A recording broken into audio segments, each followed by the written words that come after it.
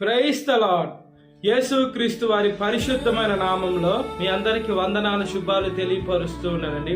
ద్వితీయోపదేశ కాండం 15వ అధ్యాయం 10వ వచనం. నీ దేవుడైన యెహోవా నీ కార్యములన్నిటిలోనూ నీవు చేయు ప్రయత్నములన్నిటిలోనూ నిన్ను ఆశీర్వదించెను అని దేవుడు వాక్యం సెలవిస్తుందండి. మన దేవుడైన యెహోవా మనం ఏమైతే కార్యాలు చేస్తున్నామో, మనం ఏమైతే ప్రయత్నాలు చేస్తున్నామో అది ఆశీర్వాదకరంగా మారాలంటే మనం మన దేవుడి దగ్గరికి వెళ్ళాలండి. మనము మన దేవుడి చిత్తాన్ని కోరుకోవాలి. మన చిత్తమో లేదా మన ఆలోచన అది నెరవేరదు, కానీ ఎప్పుడైతే దేవుడు చిత్తంలో ఉంటుందో ఖచ్చితంగా నెరవేరుతుంది. అంటే మనం ఏదైతే పని అనుకుంటున్నామో మన దేవుణ్ణి అడగాలి. దేవా, ఖచ్చితంగా ఈ పనిని జరిగించిన ఆయన, అయ్యా నాతో మీరు ఉండండి దేవా, నా ప్రతి ఒక్క బాధలు చూడండి నాయన, నా కష్టాలు చూడండి నాయన, నా ఇబ్బందులు చూడండి నాయన.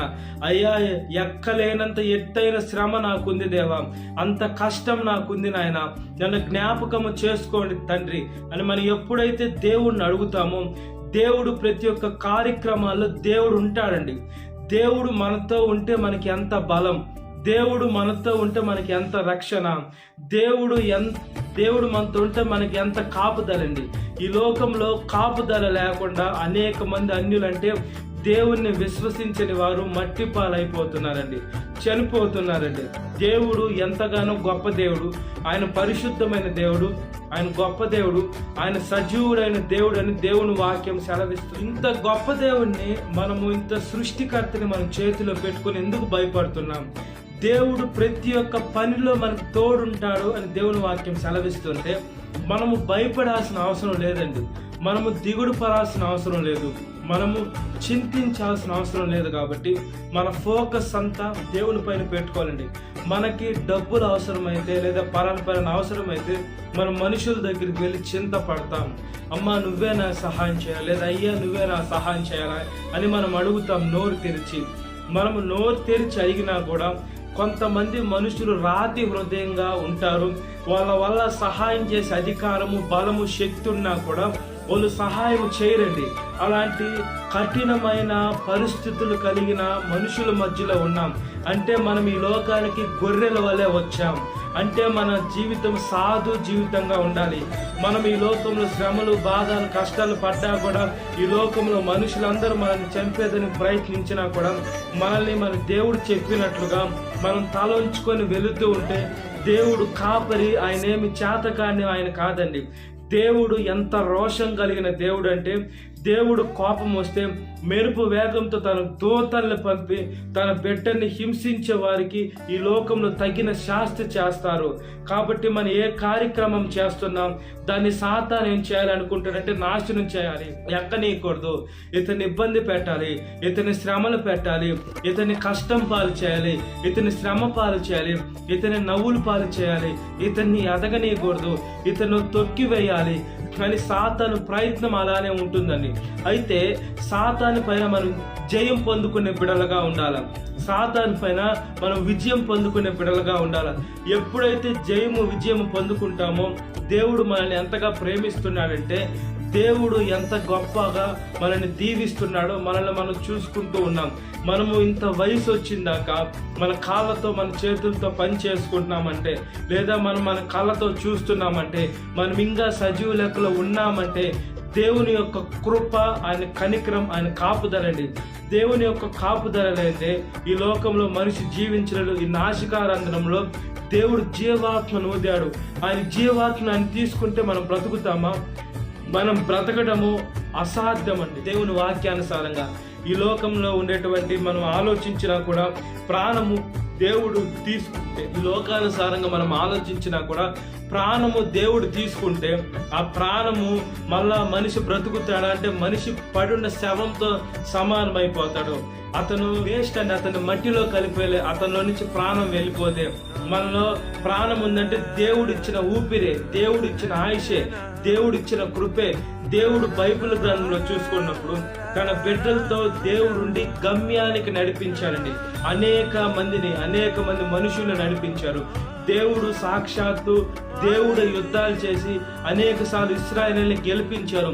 దేవుడు ఎంత గొప్ప దేవుడు, దేవుడు ఎంత శక్తిమంతుడు, దేవుడు తన వాక్కును పంపి అనేక మందిని స్వస్థపరిచారండి. 38 సంవత్సరాల నుంచి ఒక కోనేడు దగ్గర పడున్న ఒక వృద్ధుని చూసుకున్నప్పుడు, ఆయన కోనేడు దగ్గర 38 సంవత్సరాల నుంచి పడున్నారంటే అతనికి రోగం ఎన్ని సంవత్సరాల నుంచి ఉంటుంది. అతను బంధువర్గాలు చూసుకోకుండా ఆ కోనేడు దగ్గర అతను పడేసి వెళ్ళారు. కోనేడు దగ్గర ప్రతి ఒక్క రోజు దేవుని దూత వచ్చి ఆ కోనేట్లో ఎప్పుడైతే నీళ్ళు ఇటు అటు అని నీళ్లు కదులుతాయో అప్పుడు ఎవరైతే మొదట పడతాడో వాళ్ళు స్వస్థత పొందుకుంటారు. రెండో వ్యక్తి, మూడో వ్యక్తి గుంపులు పడ్డ స్వస్థతను అందదు. మొదటగా అది ఎప్పుడైతే దేవుని దూతలు వచ్చి నీళ్లు కదుపుతాయో అప్పుడు ఫస్ట్ పడిన వాళ్ళే అక్కడ స్వస్థతను అందుకుంటారు. అంటే ఇతను తోసే వాళ్ళు లేరు, ఇతనికి సహాయం చేసే వాళ్ళు లేరు. సాక్షాత్తు యేసుక్రీస్తు వారే వచ్చి ఆయన రక్షించారంటే దూతలు రావడము లేదా ఈ లోకంలో యాజకులు చెప్పడం అవన్నీ అయిపోయాయండి. మనము యేసుక్రీస్తు వారి దేవుడితో డైరెక్ట్ అయిపోయాం. అంటే దేవుడే సాక్షాత్తు మనకు రక్షించే దేవుడు. షడ్రకు మెషకు అభ్యర్థుకొని వారి సాక్షాత్తు దేవుడే వారిని అగ్నిలో కాలిపోకుండా వారిని రక్షించాడు. మనల్ని కూడా ఈ లోకంలో సముద్రం లాంటి లోకం ఉంది. ఆ సముద్రం లాంటి లోకంలో అలలు వస్తున్నాయి, పెద్ద పెద్ద గాలులు వస్తున్నాయి, పెద్ద సుడిగుండాలు వస్తున్నాయి. ఇన్ని సుడిగుండాల మధ్యలో, ఇంత గొప్ప గాలుల మధ్యలో మన జీవితము ఒక ఓడలాగా ఇటు కదులుతూ మనం మునిగిపోకుండా, మన జీవితం నీటి సమాధి కాకుండా మనం ఇంకా బ్రతుకుతున్నామంటే దేవుని యొక్క కృప, దేవుని యొక్క కనికరం, దేవుని యొక్క కాపుదల, దేవుని యొక్క రక్షణ, దేవుడి యొక్క పరిశుద్ధమైన శక్తి అండి. కాబట్టి మనకి ఏ కార్యాలు చేసినా, మనము ఈ లోకంలో ఏ ప్రయత్నాలు చేసినా కూడా దేవుడి యొక్క చిత్తాన్ని కోరుకోవాలి. అయ్యా నేను ఇది చేయాలనుకుంటున్నాను ప్రభువా, అయ్యా నేను ఇక్కడికి వెళ్ళాలనుకుంటున్నాను నాయన, అయ్యా నేను ఇది అనుకుంటున్నాను దేవా, అయ్యా మీ చిత్తం అయితే నా జీవితంలో నెరవేర్చండి, లేకుంటే నా మైండ్ నుంచి డెలివరీ చేసేయండి ప్రభువా. మీ చిత్తము మా జీవితంలో ఉంటేనే అది మాకు ఆశీర్వాదకరంగా ఉంటుంది. మీ చిత్తం కానీ చేసి మేము శ్రమలు తెచ్చుకోకుండా మీ చిత్తాన్ని మా పట్ల నెరవేర్చండి, చెడ్డదైతే దూరం చేయడని దేవుడికి ఎప్పుడైతే మనం రెస్పాన్సిబిలిటీ ఇస్తామో దేవుడు ఆయన బిడ్డలుగా తీర్చిదిద్దుతాడు. కాబట్టి దేవుని ఆత్మను పొందుకొని ఆయన సేవలో మనం ముందుకు కొనసాగునట్లుగా ప్రార్థన.